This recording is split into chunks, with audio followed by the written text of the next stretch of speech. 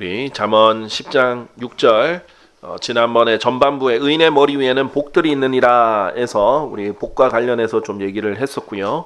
6절 후반부 얘기를 하고 7절로 넘어가도록 하겠습니다. 6절 후반부에 보면 폭력은 사악한 자들의 입을 덮느니라 라고 했습니다. 성경에서 보면 덮다 라는 표현을 볼 수 있는데 크게 이제 두 가지로 오늘 이 본문에 적용할 수 있는데요. 일단은 이게 넘쳐서 덮는 넘친다라는 의미로 이 폭력이 사악한 자들의 입에서 넘치게 나온다는 의미로 쓸 수도 있고요. 근데 이제 덮는다는 의미는 사랑은 허다한 죄들을 덮느니라처럼 가린다라는 의미가 기본적으로 있잖아요. 덮는다라는 게. 그래서 이 사악한 자들의 입은 폭력이 드러나게 나오기보다는 오히려 덮여져 있다, 숨겨져 있다라는 것을 또 시사하는 말이기도 합니다. 자, 일단은 사악한 이 입이 사악한 말인지 아닌지, 사악한 자들의 말인지 아닌지를 어떻게 알 수 있냐면요, 결과를 봐야 돼요. 근데 말만 곧대로 보면요, 헷갈릴 수 있어요. 잘 이해 못할 수 있어요. 그 말의 스타일이나 그 말의 내용이나 그 말의 어투나 이런 것들로는 판단할 수 없습니다. 그 결과를 봐야 되는데요. 의도가 무엇인지, 그리고 그 결과는 무엇을 야기하기 위해서 하는 말인지가 중요해요. 자, 잠언 10장 12절, 오늘 본문의 12절에도 증오는 분쟁들을 불러일으키느니라, 그러나 사랑은 모든 죄들을 덮느니라 라고 했죠. 왜 이 말을 할까? 듣기에는 좋은 말을 하는데 굉장히 말도 잘하고 곱게 말하고 침착하게 말하지만 결과적으로 무엇을 일으키는 건지, 분쟁을 일으키고 서로 사람들 갈라지게 만들고 서로 미워하게 만드는 말을 하는 건지, 아니면 이 사람을 용서해 주려는 말을 하고 이해를 시키려고 하는 말인지를 구분해야 된다라는 거예요. 말은 얼마든지 매끄럽게 할 수 있어요. 시편 55편 21절에 이렇게 말하죠. 그의 입의 말들은 버터보다 더 매끄러웠으나, 정말 버터보다 더 매끄럽게 부드럽게 나올 수 있어요. 전쟁이 그의 마음속에 있었더라. 그의 말들은 기름보다 더 부드러웠지만 그것들은 뽑힌 칼들이었노라. 시편 55편 21절에 이렇게 얘기를 하죠. 말은 굉장히 유려하게 하고 아름다운 말들도 있고 정말 예의도 갖추고 심지어는 듣기에도 좋고 부드러운 말을 해도 그 결과 전쟁이 있고, 그 결과 칼들이 있고, 그 결과 상처를 갖다 주고, 그 결과 반목하게 만들고 분열하게 만들고 하면 이 사람의 입은 사악한 입이라는 거예요. 자, 그런 게 있어요. 예를 들면은 보통 흔히들 이제 여자들 간의 가인계에서 자주 일어나는 일이기도 한데 얼마든지 교회에서도 일어날 수 있는 일들이에요. 보통 여자는 둘만 있으면 세계에서 가장 친한 친구들가 되죠. 둘도 없는 단짝이 됩니다. 셋이 있으면, 셋 이상 있을 때부터 문제가 생겨요. 4명이든 5명이든 셋이 있으면 누구랑 더 친하게 지내느냐도 이렇게 경계할 뿐만 아니라, 처음에는 내가 얘 때문에 이런 게 힘들다라는 걸 털어놓는 것부터 시작하다가 그거를 들어주고 공감해주고 편을 들어주면 어느덧 같이 얘기한 사람이랑 있을 때는 그 반대편에 있을 때 불편해지거든요. 이 사람에 대해 안 좋은 얘기를 너무 많이 들어버렸어요. 공감해버렸어요. 그러니까 이미 마음에도 봤을 때 어색함이 생겨버리는 거죠. 근데 또 여자들은 그 감이 좋잖아요. 그러니까 뭔가 있다. 이렇게 생각해서 또 틀어지고, 그러다가 나중에 나를 놓고 뒤에서 이런 얘기를 했네 알아버리면 또 틀어지기도 하고, 이거를 중간에서 공감해준 사람이, 왜냐면 이 사람이랑도 친구니까, 근데 지나가면서 말하듯이, 근데 걔가 너한테 이렇게 말하더라? 너 이랬다며? 이렇게 던진 말이 나중에는 내 뒤에서 그런 말을 했다고? 이렇게 되기도 하죠. 그래서 깨지거나 이렇게 하는 경우들이 많이 이렇게 일반적으로 많이 생기는데, 꼭 여자만 국한된 게 아니라 많은 사람들 사는 사이에서 그렇게 많이 되죠. 그러니까 중요한 게 뭐냐면, 내가 중재자 역할을 하려면 제대로 해야 돼요.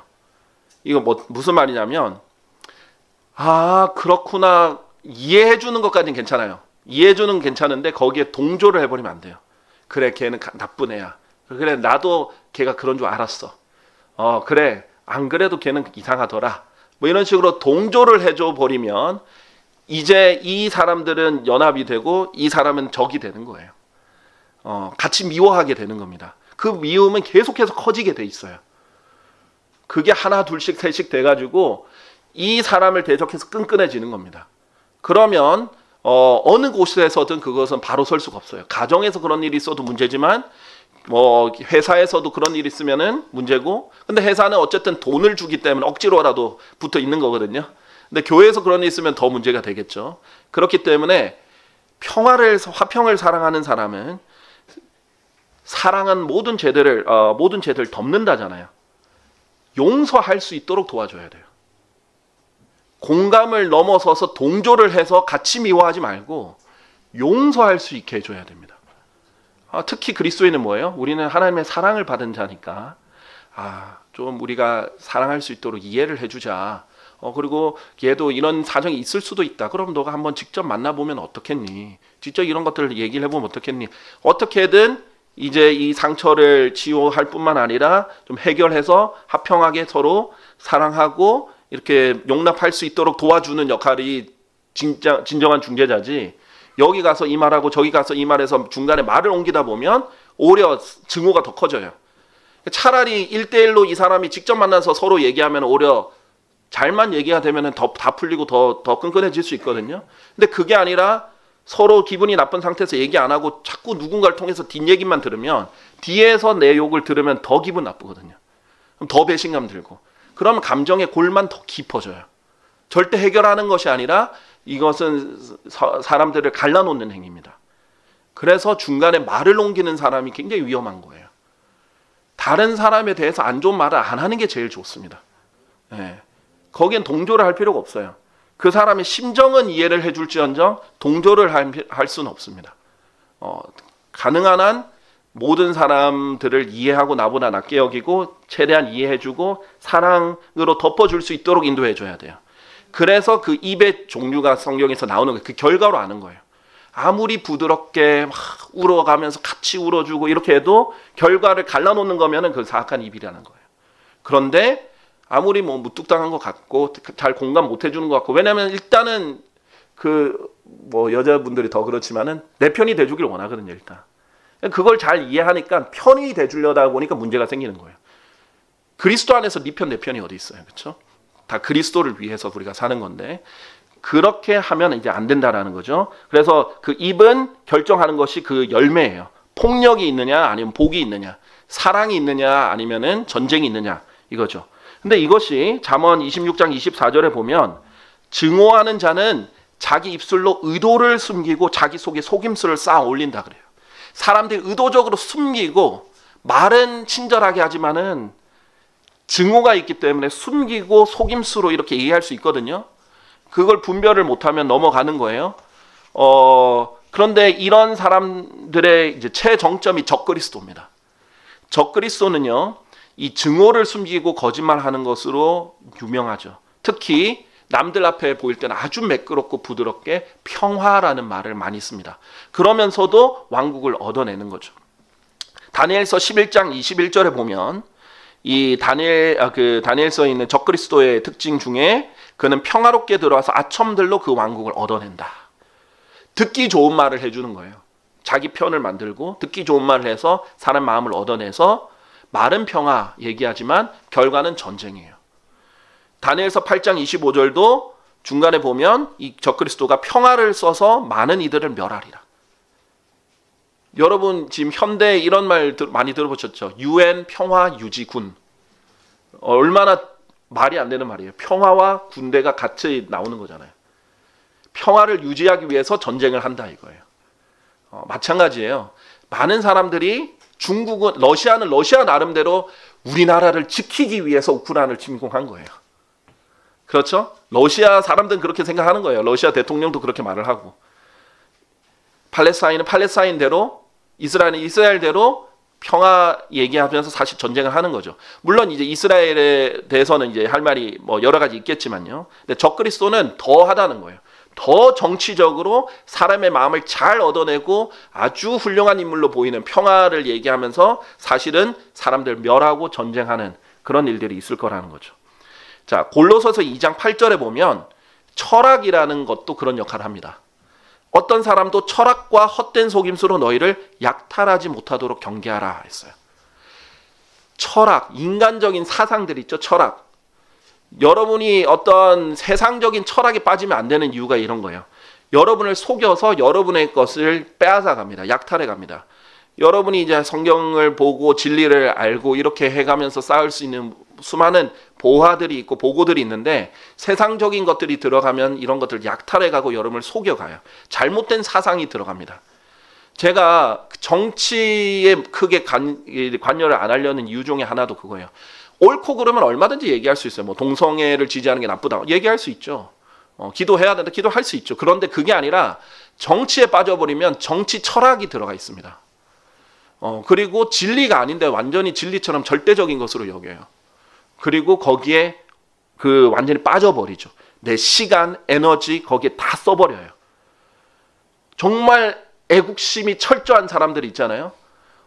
애국심이라는 게 좋은 단어잖아요. 근데 이것을 이용해서 마치 이것이 성경의 진리인 양 모든 것을 다 쏟아버려요. 시간과 에너지와 이런 것들 약탈해 가는 거예요. 여러분의 소중한 것들까지. 거기에 속아 넘어갈 수 있습니다.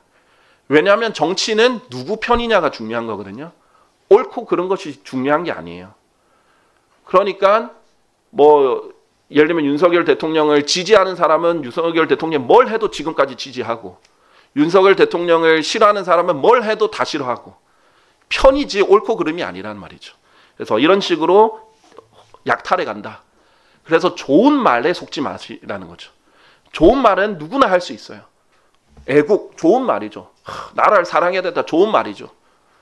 그런데 그런 거에 속지 말라는 거죠. 로마서 16장 18절에 보면 이는 그러한 자들은 우리 주 예수 그리스도를 섬기는 것이 아니래요. 다만 그들 자신의 배를 섬기는 것이기 때문이다.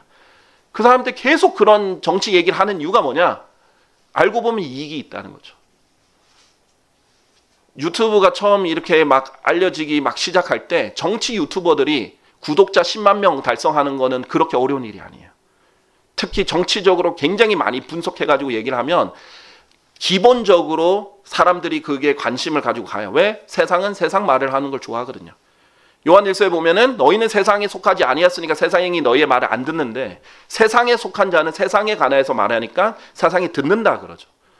그럼 이익을 때문에 계속 그렇게 얘기하는 거예요. 하나님이 여기에 부르신 이유는 진리를 선포하라고 하는 건데 자꾸 다른 철학 얘기하고 세상 그러니까 일반 개신교 강단에서도 얼마든지 철학 얘기하고 인본주의 얘기하고 인문학 얘기하고 심리학 얘기하고 온갖 거를 얘기하잖아요. 진리를 선포하면 되는데 그것이 주가 돼버려요. 그 방법이. 그렇게 되면 약탈하게 된다. 이런 뜻입니다. 자, 그래서 이 사람들의 특징이 뭐예요? 좋은 말들과 그럴듯한 언변들로 순진한 자들의 마음을 속이느니라. 거기에 좋은 단어가 없는 게 아니에요. 아주 좋은 말이 있어요. 그리고 그럴듯해요. 여기에 넘어가면 마음이 속아버린다라는 것입니다. 자, 잠언 10장 18절에도 거짓말하는 입술로 증오를 숨기는 자와 중상하는 자는 어리석은 자니라 라고 했어요. 여기서 중상하는 게 뭐예요? 남에게 대해서 안 좋은 얘기를 하는 거예요. 그러니까 여러분이 어리석지 않으려면 누군가 미워하는 마음을 가지고 있는 사람은 어떻게 하게 되냐면 말은 예쁘게 해도 결국에는 사람 갈라놓게 만들거든요. 그리고 막 사람을 굉장히 안 좋은 평판을 받게 만들어버려요.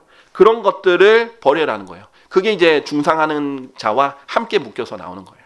우리의 목적은 사랑, 용서, 그 다음에 화합 이런 것들이 중요하기 때문이죠. 자, 그래서 사실상 지금 현재 뭐 정치적으로도 그렇고 세상적으로 계속해서 평화 얘기하고 인권 얘기하고 관용 얘기하는 사람들의 특징을 사실 한꺼풀만 벗겨서 그들의 목적이 뭐냐를 들여다보면 결국은 죄를 받아들이라는 거예요. 동성애자들도 하나님이 사랑하신다. 얼마나 좋은 말 들어갔어요. 하나님이 들어갔고 사랑이 들어갔잖아요. 언제 성경에 그렇게 적혀 있나요? 그렇잖아요. 그런데 그런 말을 해서 왜 무지개가 그들의 그거예요. 노아의 홍수 때 심판 때 무지개를 보여주면서 내가 다시는 물로 땅을 이렇게 멸하지 않는다라는 평화의 약속이잖아요. 그거를 들이밀면서 하나님이 말도 하는 거예요.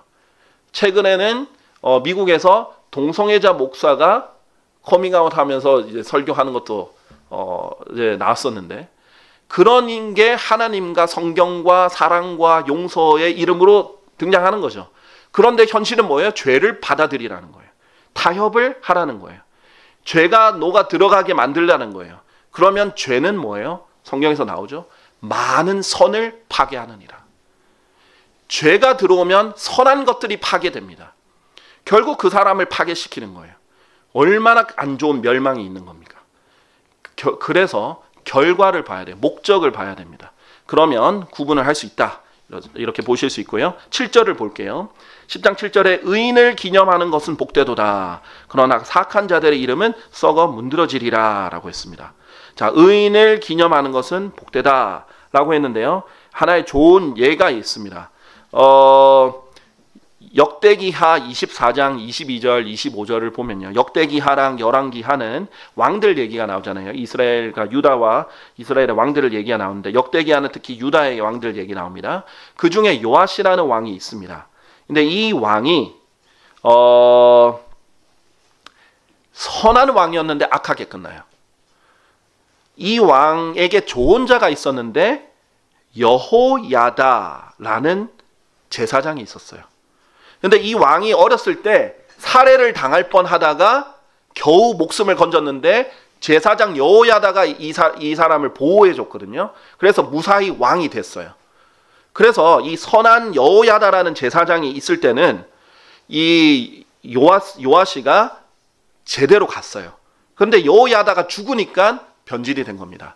그러면서 22절에 이와 같이 요아시 왕이 지금 누굴 죽이려고 하냐면, 자기를 아버지처럼 대해줬던 그 여호야다, 자기의 보호자고 자기에게 늘 하나님의 말씀을 가르쳐줬던 여호야다의 아들을 죽이려고 하는 거예요. 자식들을 지금 나중에 몰살합니다. 그의 아버지 여호야다가 자신에게 보인 친절을 기억하지 아니하였고 오히려 그의 아들을 살해하였더라. 그리하여 그가 죽을 때, 여호야다의 아들이 죽을 때 뭐라고 말하냐면, 주께서 그것을 내다보시고 그것을 문책하시기를 바라나이다 하고 죽어요. 근데 이걸 하나님이 안 까먹으십니다. 마태복음 23장 35절에 예수님이 이걸 언급해요.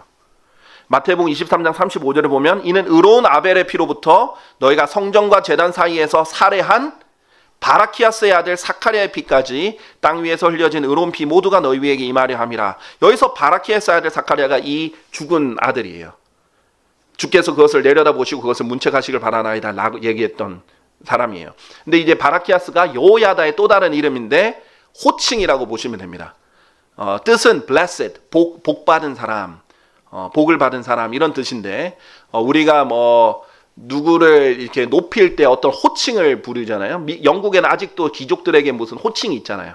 Sir, Lord, 뭐 이런 호칭들을 붙는 것처럼, 어떤 그 이집트 왕의 호칭은 파라오잖아요. 그런 호칭을 붙이는 것처럼 바라키아스라는 호칭이 있었어요. 그래서 이 뜻은 복되다, 복을 받은 이런 뜻인데, 바라키아스 자체가 의인이었죠. 여호야다가 의인이었기 때문에 그 사람의 이름을 기억하는 것이 굉장히 복된 거예요. 그래서 이 요아시라는 왕이 이 여호야다를 기억할 때는 제대로 했지만, 여호야다가 죽고 그의 친절을 기억하지 않을 때는 악행을 저지른 거예요. 선한 왕이었지만 악하게 변질돼서 죽은 왕의 대표적으로 요야시가 있습니다. 그래서 열왕기하 12장 2절에 보면 이 요아시를 조금 더 길게 풀이하면 여호야시거든요. 그래서 요가 여호와의 줄임말이에요. 그래서 요아시는 제사장 여호야다가 그를 지도한 그의 모든 날들 동안 주의 목전에 옳은 것을 행하였더라 라고 돼 있어요. 좋은 왕이죠. 주의 목전에서 옳은 것을 행했으니까. 그런데 어느 동안에만? 제사장 여호야다가 그를 지도한 그의 모든 날들 동안에만. 근데 여호야다가 죽으니까 이 사람을 잊어버리고, 이 사람의 친절도 잊어버리고, 그 사람이 지도가 없이 악행을 저지르게 된 거죠. 그래서 우리가 의인을 기념하는 것은 굉장히 복됩니다. 자, 그래서 우리가 성경이 의인들의 기록이기도 해요. 죄인들의 잘못된 것들도 보여주지만 의인들이 잘한 것들도 보여주죠. 우리가 아브라함이 믿음으로 순종했을 때 그 부분을 설교를 하면 우리도 믿음으로 살아야겠구나 라고 복을 받습니다. 그리고 우리도 거기에 동기부여가 돼요. 우리고 룻이 선택한 것을 보면서 우리도 룻처럼 살아야 되겠다. 예수님께서 자기가 이제 죽기 며칠 전에 이 마리아가 와서 향유를 붓고 자기가 할 수 있는 것을 했어요. 최선을 다한 거죠. 제자들은 예수님이 몇 번이나 내가 이제 곧 죽을 거고 3일 뒤에 부활할 것이라 몇 번이나 했지만 못 알아들었어요. 예수님 죽는 걸 준비를 안 했어요. 베드로는 심지어 말리기까지 했죠. 그런데 예수님 발 앞에서 말씀을 들었던 마리아는 뭐였어요? 예수님이 곧 고난을 당하시고 죽으시겠구나. 내가 무엇을 할 수 있지? 내가 예수님께 최고의, 내가 가지고 있는 것을 최고의 걸 드려서 이 장사를 준비해야 되겠다. 왜냐하면 그때는 죽고 나서 이제 시체 썩는 냄새가 안 되고 향기롭게 하기 위해서 향유를 부었거든요. 그 향유를 미리 예수님의 머리부터 발끝까지 다 부어서 자기가 거의 1년치 연봉이나 되는 그런 것을 예수님께 드린 거죠. 제자들은 오히려 그걸 아깝다고, 그런 걸 왜 하냐고, 그 차라리 팔아서 가난한 사람에게 주기. 근데 예수님께서 막으면서 아니, 나에게 선한 것을 했다. 그래서 그녀의 이름이 복음이 전해지는 모든 곳마다 기념할 것이다. 그녀의 이름이 기념될 거라고 얘기를 한 거예요. 그것을 기념할 때마다 우리에게 축복인 겁니다. 그 헌신들, 모세가 했던 헌신들, 다윗이 했던 승리, 이런 것들을 우리가 기념할 때마다 이것이 우리에게 복인 거예요. 그것을 잊어버려요. 그러니까 역사는 왜 반복되죠? 잊으니까 반복되죠. 역사에 좋은 것이 반복되기보다는 악하고 잘못된 것이 계속 반복이 되죠. 잊어서 그래요. 성경에 있는 그런 의로운 것들, 하나님 사랑하는 것들을 잊지 않고 기념하면 그것이 복이 됩니다. 그런데 사악한 자들의 이름은 어떻게 돼요? 썩어 문드러진다. rot. 썩어 문드러지는 거예요. 자, 무슨 말이냐면, 여러분 미국에 이제 살다 오신 가족도 있지만은 미국에서 흔한 이름들이 있어요. 예를 들면 뭐 사라 있죠. 아니면은 뭐 루스 이런 이름도 있어요. 그런데 룻과 사라 여러분 잘 아시죠? 성경에 있는 좋은 여인이잖아요. 그런데 이세벨이라는 이름을 못 찾아보셨을걸요? 저는 못 들어봤어요. 일부러 자기 자녀의 이름을 이세벨이라고 짓지는 않을 것 같은데. 아니면 오르파 이렇게 짓지는 않겠죠. 왜냐하면 룻과 오르파는 둘 다 나오미의 며느리였지만 오르파는 하나님 안 택했고 룻은 하나님 선택했잖아요. 룻의 이름은 계속 기념이 되는 건데 오르파의 이름을 자기 일부러 짓지는 않을 거예요. 저도 못 들어봤어요. 오르파, 뭐 이세벨, 누가 그런 사악한 자의 이름은 썩어 문드러지는 거예요. 그러나 의인의 이름은 계속 기념이 되는 거죠. 결국 하나님께서는 여러분의 이름이 영원 무궁토록 이렇게 빛나게 해주실 겁니다. 그리고요, 우리 8절로 넘어가겠습니다. 마음이 지혜로운 자는 명령들을 받아들일 것이라.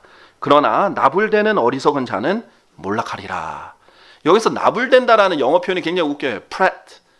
prat이라는 뜻인데 영어권에서도 자주 쓰는 말은 아닌데 그냥 말이 많은 게 아니라 계속 약간 나불대고 계속 말하는 사람이에요. 그래서 진짜 이 뜻 그대로 이제 표현하기가 이 나불대는 어리석은 자, 이 prat이라는 어감을 그대로 이제 살렸다고 보시면 되는데, 마음이 지혜로운 자는 남의 말을 잘 받아들이는 거죠.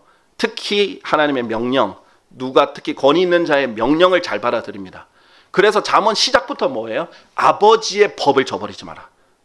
어머니의 법을 저버리지 마라. 아버지의 훈계를 받아들여라. 계속 얘기하잖아요. 그런 명령들을 잘 받아들이는 반면에, 그러니까 남의 말을 신중하게 듣고 잘 받아들인 거죠. 그런데 어리석은 자의 특징은 뭐예요? 자기가 말을 계속하는 거예요. 그러면 몰락한다라고 표현하고 있습니다.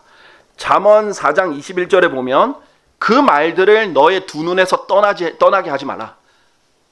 넓게 보면 하나님의 말씀드리고 좁게 보면 이 솔로몬이 자기 아들에게 한 말이에요. 이 말들을 너희 두 눈에서 떠나게 하지 마라. 그 말들을 내 마음 한가운데 간직하라. 이렇게 귀하게 여기고 받아들이고 소중히 여겨서 실행하는 사람은 지혜로운 자.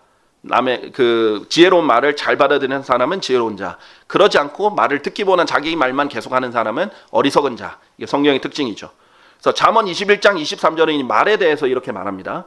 자기 입과 자기 혀를 지키는 자는 누구나 자기 혼을 공경들로부터 지키느니라. 자, 사람이 인생에서 겪는 수많은 문제들, 어려움은요, 여러 가지 원인이 있지만 그 중에 하나가 자기가 한 말 때문에 어려움을 당합니다. 그래서 말을 조심히 하고 잘 혀와 입을 지키면 생겨날 문제들의 많은 부분을 예방할 수 있습니다. 입을 잘못 놀리고 말을 잘못해서 문제들이 많이 생기는 거죠. 자, 잠언 18장 21절이 이렇게 말합니다. 죽음과 생명이 혀의 권능 안에 있느니라. 그런즉 혀를 사랑하는 자들은 그것의 열매를 먹으리라. 혀가 얼마나 무시무시하냐면요, 이 혀의 말로 죽음과 생명이 왔다 갔다 하는 거예요.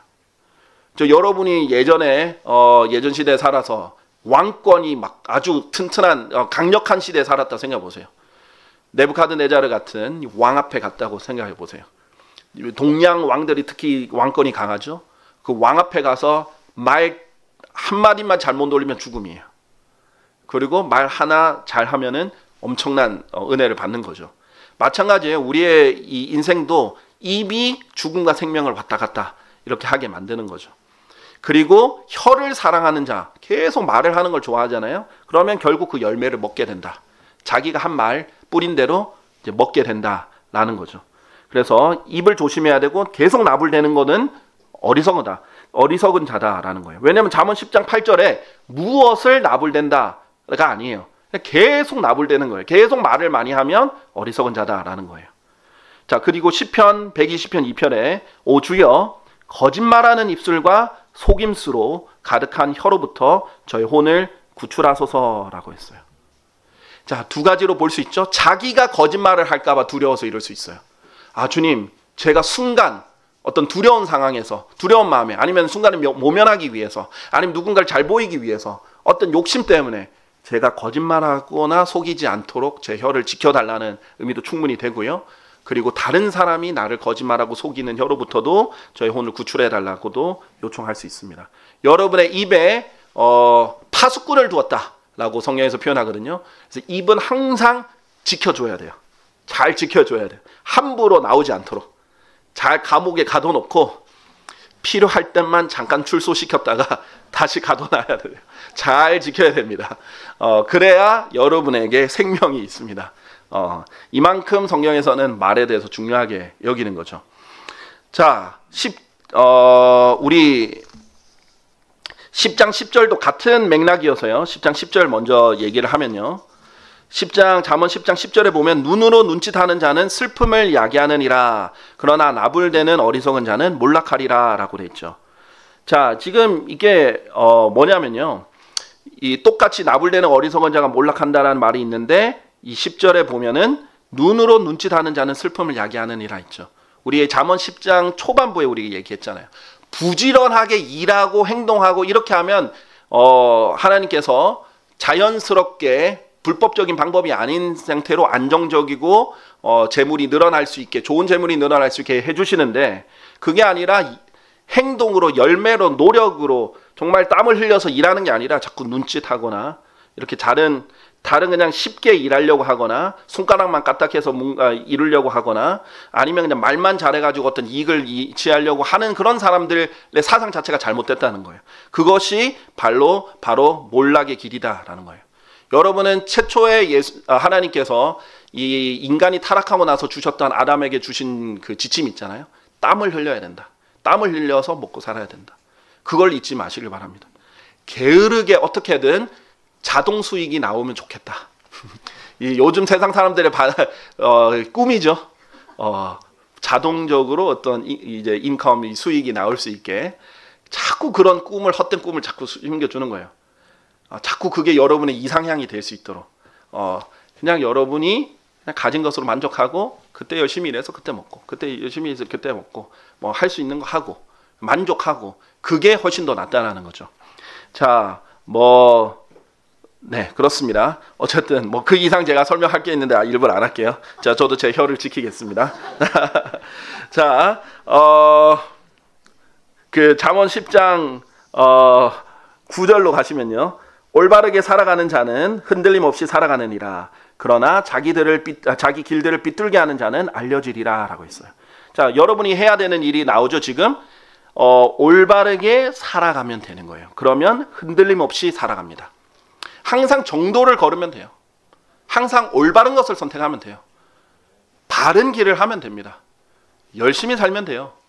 게으르지 않고 부지런하면 됩니다. 거짓말하지 않고 진실만 말하면 돼요. 누군가를 증오하지 않고 용서하면 됩니다. 그러면 흔들림 없이 쭉 갈 수 있고 평안한 가운데 살 수 있습니다.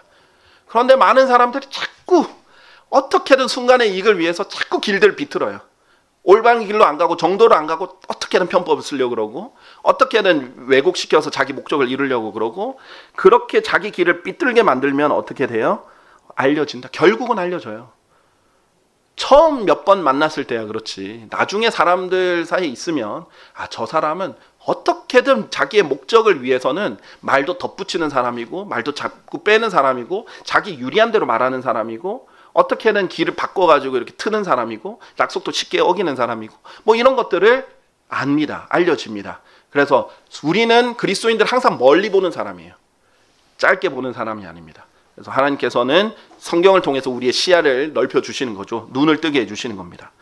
자, 잠언 10장 11절을 보시면요. 의로운 사람의 입은 생명의 샘물이라 그러나 폭력은 사악한 자들의 입을 덮느니라. 뒷부분 우리가 아까 언급을 했고요. 이 첫 부분도 우리 지금까지 배웠던 거랑 일맥상통합니다. 의로운 사람의 입은 살려주는 역할을 해요. 목적이 살리는 거예요. 그런데 악한 사람은 목적이 파괴시키거나 무너뜨리거나 분열을 일으키거나 그런 겁니다. 그래서 살리는 것을 항상 생각해야 돼요. 로마서 8장에 보면 육신적으로 생각하게 되는 것은 사망이에요. 죽이고 파괴하고 없애고 이런 것들. 그런데 영적으로 생각하게 되는 것은 이 생명과 화평이다 라고 했어요. 그래서 항상 이런 것들 염두에 두고 행동과 실행에 옮기시면 되고 입을 열 때도 살리는 말인가 아닌가를 생각을 해주셔야 되죠.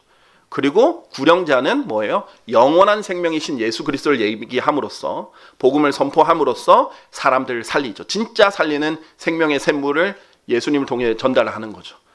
이런 사람을 하나님께서 의로운 사람이다라고 얘기하십니다. 자, 잠언 10장 12절을 보시고요. 잠언 10장 12절에 보시면요. 증오는 분쟁들을 불러일으키느니라 그러나 사랑은 모두 죄들을 덮느니라. 아까 우리 6절 얘기할 때 잠깐 언급을 했는데 이 결국은 사람 안에 품은 마음이 드러나게 되는 계기가 이런 거라고 했죠. 어떤 목적을 가지고 말하느냐. 증오를 숨기고 있으면은 당장 눈에는 좋은 말하는 것 같지만은 결과가 분쟁이고 마음에 사랑이 있으면 결과가 용서라고 이렇게 말씀을 드렸었습니다. 그래서 베드로전서 4장 8절을 보면요. 우리에게 이것을 강력하게 명령하고 계십니다. 그리고 무엇보다 너희들 가운데서 성도의 사랑을 뜨겁게 품으라. 그냥 품는 게 아니라 뜨겁게 품으라. 이는 성도의 사랑이 허다한 죄들을 덮을 것이기 때문이라. 우리 그리스도인들은요. 일반 사랑을 넘어서서 성도의 사랑이 있습니다. 그냥 러브를 넘어서서 charity라는 아주 순수한 사랑이 있어요. 정말 예수 그리스도의 사랑을 받은 사람들만 실천할 수 있는 성도 간의 사랑이 있고 성도로서 할 수 있는 사랑이 있습니다. 그런 사랑으로 허다한 죄들을 덮으라. 그게 정말 사랑을 뜨겁게 하는 거예요. 자, 야고보서 5장 20절을 보면요. 그 죄인을 그의 길에 가오로부터 해심시키는 자는 한 명의 혼을 사망에서 구원할 것이요 허다한 죄들을 가릴 것임을 그로 하여금 알게 하라 라고 했습니다.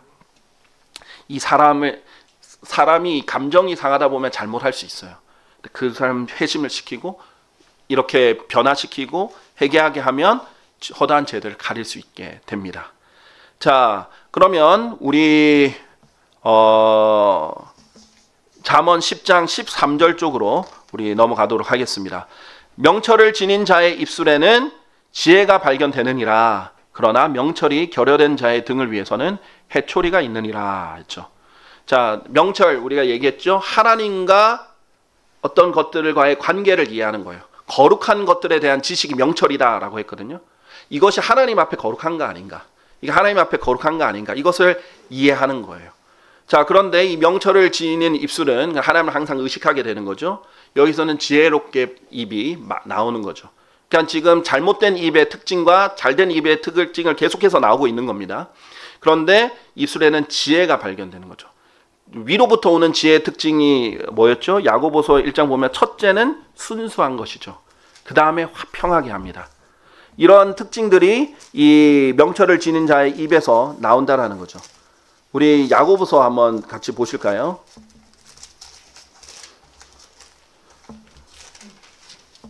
야고보서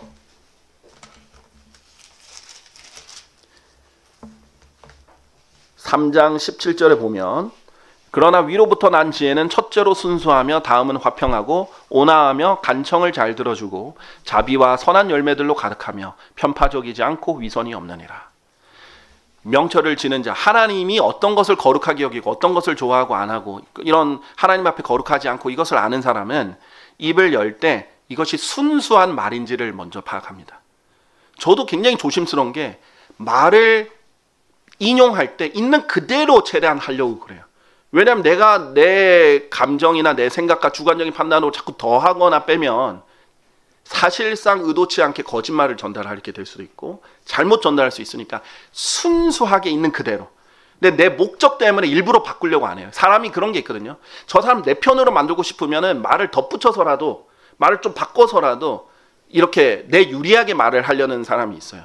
그런 사람 결국 알려집니다.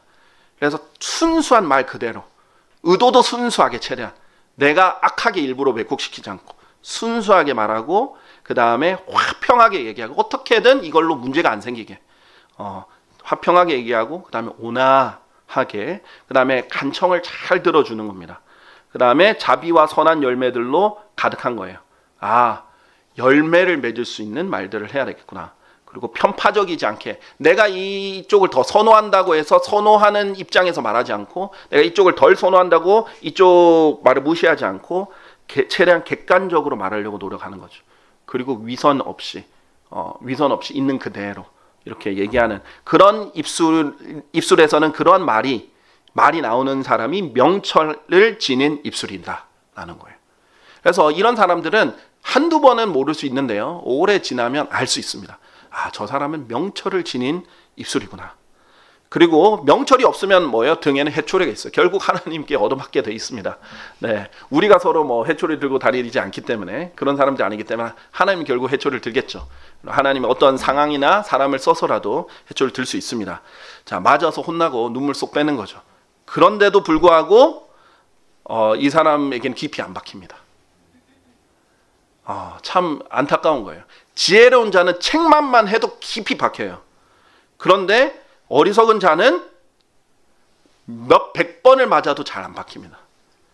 그래서 100번 어리석은 자가 막는 것보다 지혜로운 자가 한 번 책망을 듣는 게 훨씬 더 깊이 박힌다고 성경에서 말하죠. 자, 그래서 잠언 26장 3절에는 이렇게 말합니다. 말에게는 말채찍이요 나귀에게는 재갈이요 어리석은 자의 등에는 해초리라.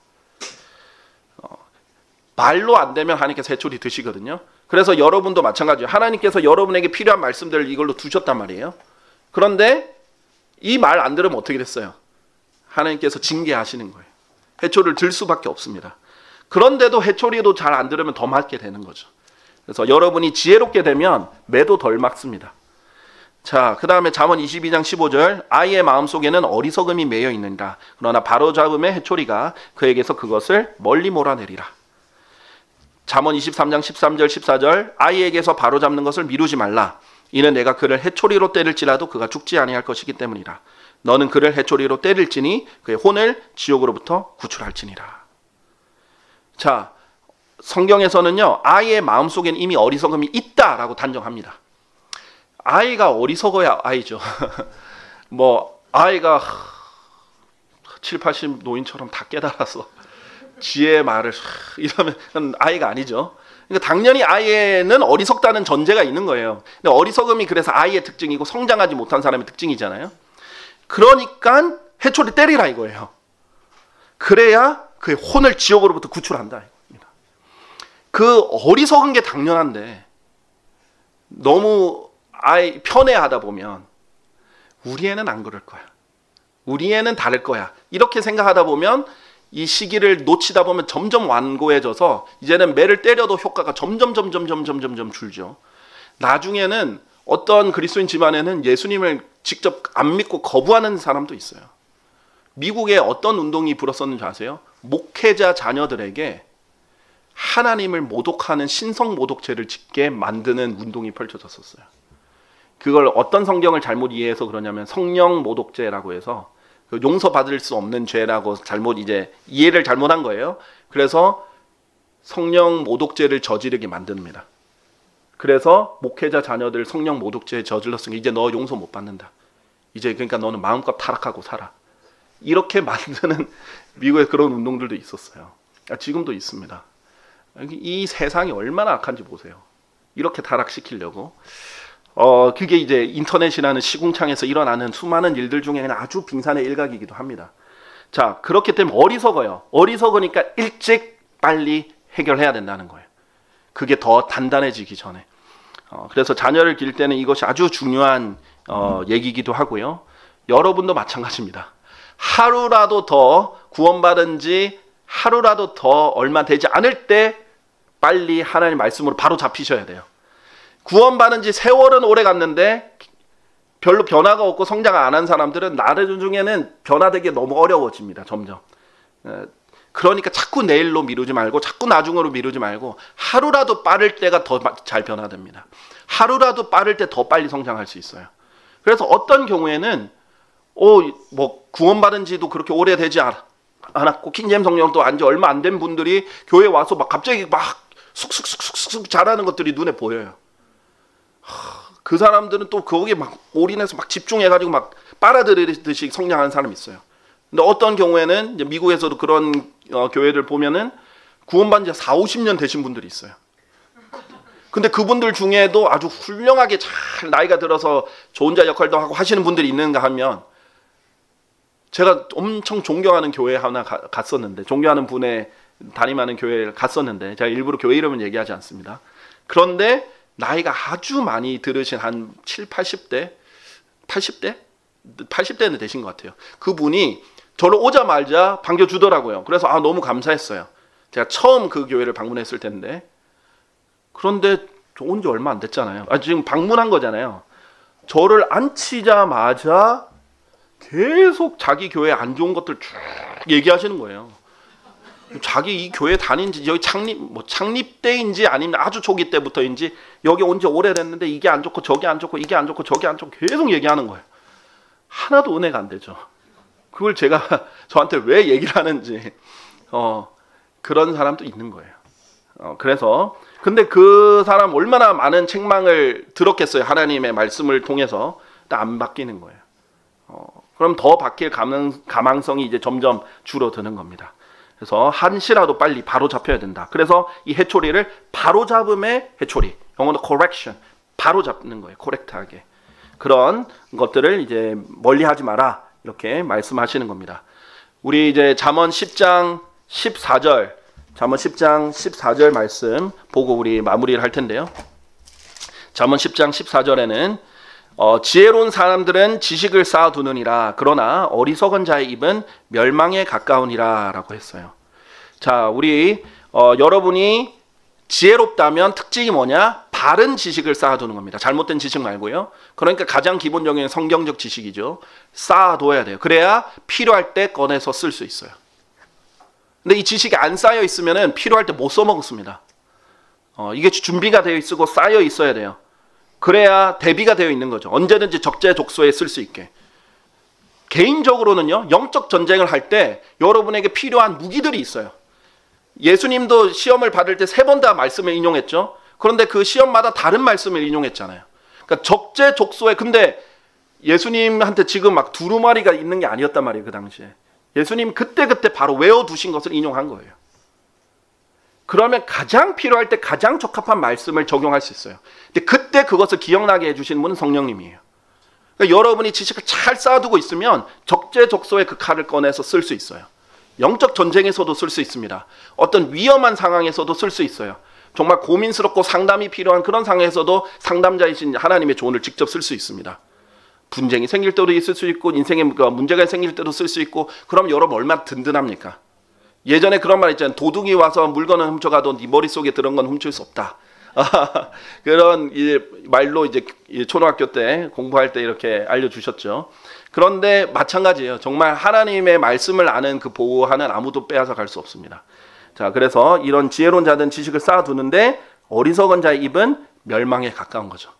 왜? 지식은 받아들이는 건데 어리석은 자는 자꾸 말하려고 해요. 그러니까 나불대는 어리석은 자는 몰락한다고 그러잖아요. 자꾸 말하는 거예요. 그래서 입은 신중하게 잘 지키고 마치 감옥에 갇힌 것처럼 잘 지키고 필요할 때만 잠깐 출소시켜서 쓰는 것처럼 그렇게 하셔서 지혜로운 여러분들이 되시길 바랍니다. 감사합니다.